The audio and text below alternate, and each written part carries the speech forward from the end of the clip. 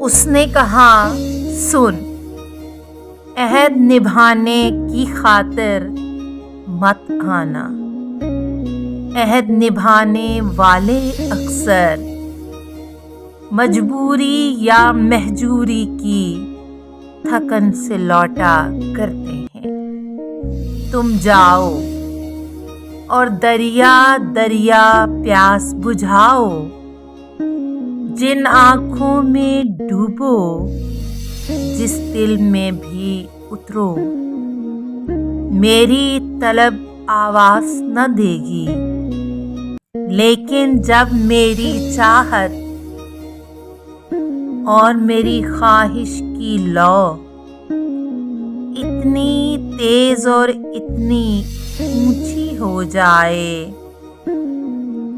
जब दिल रो दे तब लौट आना।